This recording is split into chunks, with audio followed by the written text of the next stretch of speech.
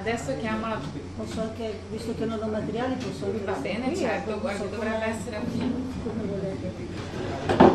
Dottoressa Andrea Del Palma, responsabile della società di mutuo soccorso Ernesto De Martino. Io vi ringrazio per avermi invitata a un incontro del genere dove, devo dire, mi sento un po' strana perché l'archivio della mia associazione, cioè la parte musicale dell'archivio della mia associazione è appunto solo una parte di un archivio che raccoglie principalmente testimonianze storiche, cioè la mia associazione, la società di mutuo soccorso Ernesto De Martino, che è una filiazione veneziana dell'Istituto Ernesto De Martino, si occupa di storia orale, di ricerca anche sociologica, antropologica e anche etnomusicologica, il tutto però parte di un progetto molto ampio che con l'uso principale delle fonti orali tende alla ricostruzione della storia non solo, in questo caso veneziana, comunque l'istituto opera su scala nazionale, una ricostruzione della storia del Novecento. Insomma, l'intervento è un progetto che anche aveva e ha tuttora un carattere di intervento sociale e in qualche modo anche politico. Adesso, l'istituto Ernesto De Martino nacque a Milano all'inizio degli anni 60. Per iniziativa di Gianni Bosio, insieme all'etnomusicologo Roberto Leidi, insieme ad altri ricercatori come Cesare Bermani, Franco Coggiola, Clara Longhini, tutte persone che si occupavano sì della canzone di tradizione orale, ma anche della raccolta di testimonianze storiche. Il loro primo lavoro importante fu quello che lo rese famosi davvero, fu la raccolta dei canti della Resistenza, che li occupò per molti anni. Nel 1964 proposero a Spoleto lo spettacolo Bella Ciao, in cui venivano riproposti i canti della tradizione orale, ma in una chiave anche di rottura politica, cioè il loro interesse verso il mondo popolare contadino era un intervento anche di questo genere, oltre che di raccolta e di riproposizione della canzone di tradizione orale, inizialmente anche della canzone contadina, e poi si passò anche ai canti di fabbrica con il 68, il 69, eccetera. Da lì nacque una generazione di ricercatori, tra cui in Veneto Gualtiero Bertelli, Luisa Ronchini, Alberto D'Amico, quelli che poi costituirono il nucleo del canzoniere popolare veneto.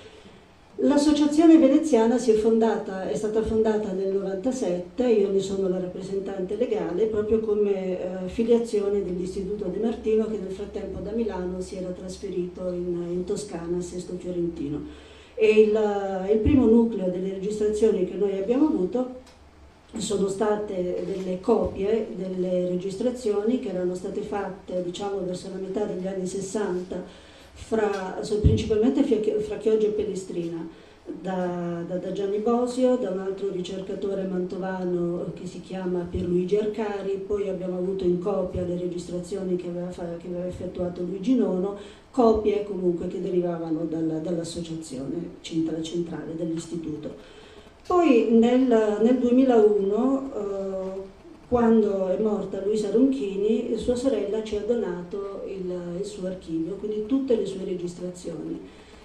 Si tratta di adesso non ricordo esattamente il numero, fra i 30 e i 40 nastri magnetici che lei aveva registrato, soprattutto a Venezia e isole, ci sono anche delle registrazioni fatte a Trieste, comunque in zone del Friuli e altre. E sono principalmente canti narrativi, canti sociali, canti di lavoro, che lei registrava andando in giro soprattutto per Castello. Lei abitava lì, via Garibaldi, e si è registrata tutte le donne di Castello che avevano qualche canzone da raccontare. E quindi questi nastri poi lei li riutilizzava per riproporre le canzoni tradizionali molto, devo dire, molto rivisitate da lei e anche modificate. Dopodiché al nucleo di Luisa Ronchini si è aggiunta poi tutta la ricerca di Gualtiero Bertelli. Anche lui ci ha dato tutti i suoi materiali, questi sono anche molti di più, e sono canzoni per la maggior parte, interviste a partigiani, interviste ai lavoratori di Piazza San Marco dell'epoca, quindi c'è il venditore di mele candite, cioè tutti i mestieri che non esistono neanche più ormai. E poi ci sono anche però registrazioni di manifestazioni, insomma altre, diciamo che nel nostro archivio la musica fa parte di un corpus molto più ampio che è volto, come dicevo prima, alla ricostruzione storica. Ed è un archivio non di sola conservazione, perché noi facciamo ricerca continuamente. Ancora adesso, dal 2002, inizialmente con l'assessorato lavoro della provincia di Venezia e poi autonomamente, abbiamo messo in piedi questa ricerca sul campo, a cui abbiamo dato titolo La memoria dell'acqua, e un gruppo di ricercatori che fa capo alla nostra associazione sta raccogliendo. Ormai siamo a tantissime ore di interviste audio, perché noi lavoriamo principalmente con l'audio, molto pochi lavorano col video, interviste che riguardano il mondo del lavoro, le storie di vita, la canzone, perché si trovano ancora, c'è questa storia che i canti tradizionali stiano scomparendo.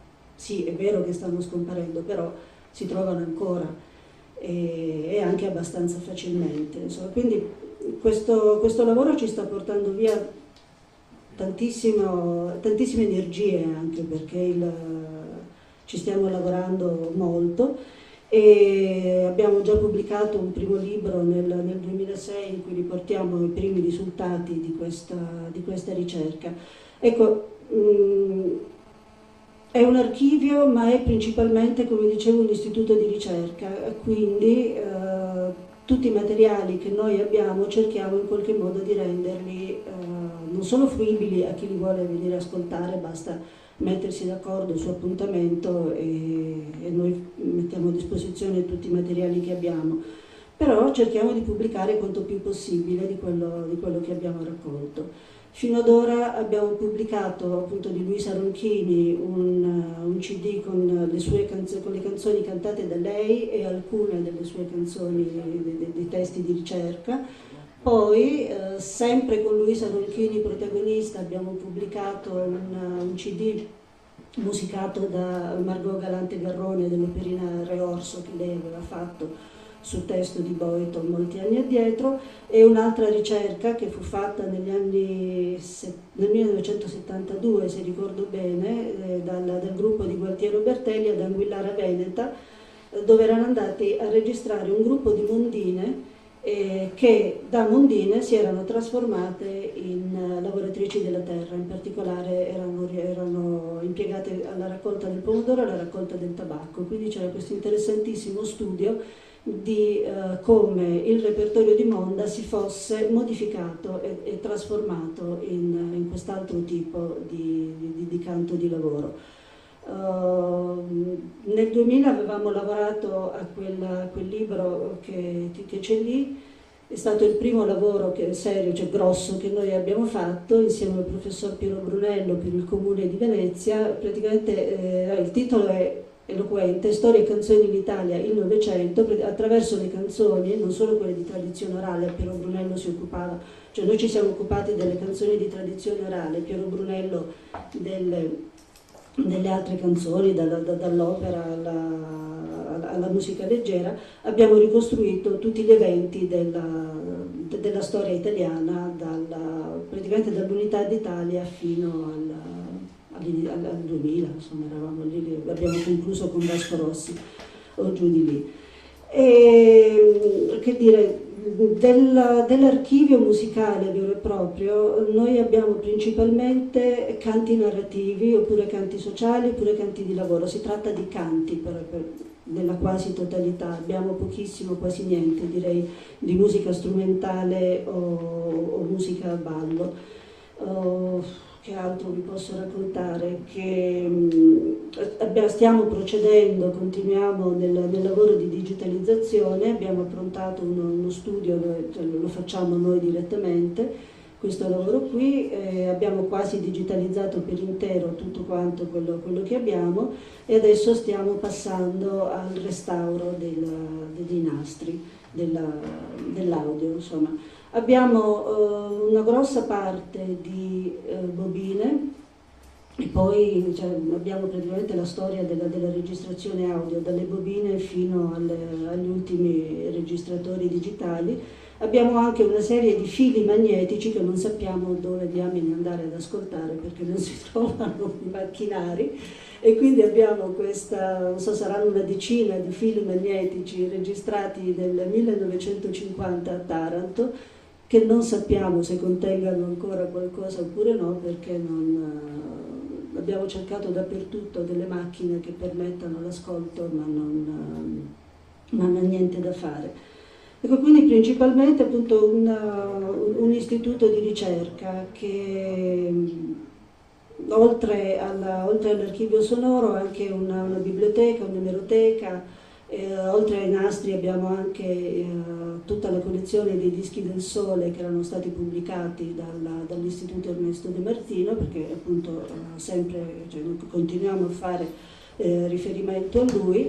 E, negli anni abbiamo organizzato anche in due annate diverse, abbiamo realizzato dei corsi di formazione per ricercatori, perché per noi la ricerca sul campo è la cosa principale. Quindi per ben 2 anni abbiamo formato dei gruppi di ricercatori dalla ricerca storica, etnomusicologica, ripeto, sono tutti gli aspetti della ricerca con le fonti orali e poi chi ha voluto di questi ricercatori è rimasto a lavorare con noi in questo grande progetto che, ripeto, si intitola La memoria dell'acqua che va ancora avanti.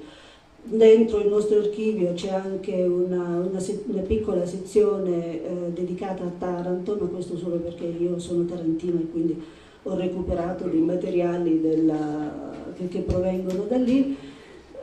Materiali etnomusicologici, devo dire, molto importanti perché si tratta di registrazioni fatte fra il 1950 e il 1952 a Taranto, nelle campagne tarantine, prima ancora che arrivasse Ernesto De Martino con Diego Carpitella a fare la sua campagna di registrazione lì. Sono dei canti che purtroppo non sono stati conservati in condizioni pietose, perché è vero, il problema dei nastri è serio, se non vengono conservati bene, come non sono stati conservati bene quelli che erano tenuti nelle cantine del comune di Taranto in mezzo alle muffe e a non so cosa, in condizioni pietose e puzzavano quando li ho recuperati.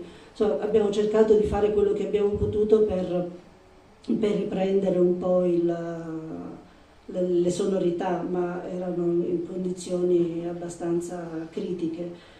E cercheremo adesso di pubblicarle, anche se ovviamente trattandosi di una piccola associazione, la nostra più grande difficoltà è quella del reperimento di fondi e contributi per continuare a portare avanti l'attività dell'associazione.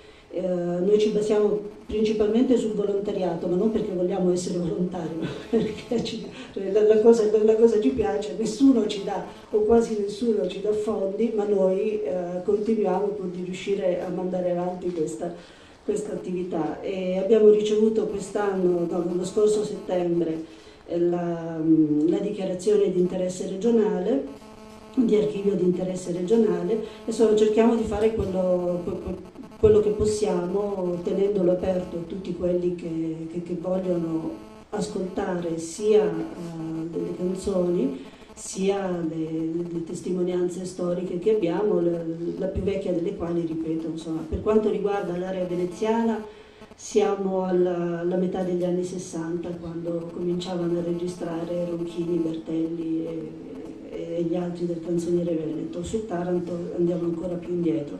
Poi ci sono registrazioni, ripeto, in copia di campagne di ricerca che erano state fatte da Cesare Bermani, e a questo proposito, collegandomi un po' a quello che veniva detto questa mattina, no? Quando si diceva della fuga degli archivi verso l'estero, perché qui l'archivio di Roberto Leidi, che è finito a Bellinzona perché in Italia nessuno l'ha voluto. La stessa fine probabilmente farà l'archivio di Cesare Bermani, che per certi versi è ancora più importante di quello di Roberto Leidi. Bermani riceve continuamente richieste per il suo archivio dalla Svizzera, dall'Olanda, dalla Francia, ma in Italia nessuno si offre di prendere questo suo archivio, che è importantissimo non solo per quanto riguarda la ricerca musicale che lui ha fatto veramente battendo a tappeto tutta quanta l'Italia, ma anche la raccolta di testi, di giornali, di fotografie, dentro il suo archivio di dischi di musica jazz ce n'ha non so, un migliaio, forse anche di più. E sono tutte testimonianze che purtroppo, se qualcuno non decide di cambiare la politica culturale che stiamo vivendo, probabilmente andranno perdute, andranno verso altri lidi. Da quello che so, tra l'altro, l'archivio di Leidi a Bellinzona non è neanche tanto consultabile, cioè non è facile riuscire a consultarlo, ed è un vero peccato averlo perso. Ecco, io per farla molto breve, anche perché immagino che siete tutti stanchi, insomma, questo è quello che vi volevo raccontare dell'archivio della nostra associazione, ribadendo il fatto che se lo si vuole consultare è aperto al pubblico, basta mettersi d'accordo. La chiuderei qui. Grazie.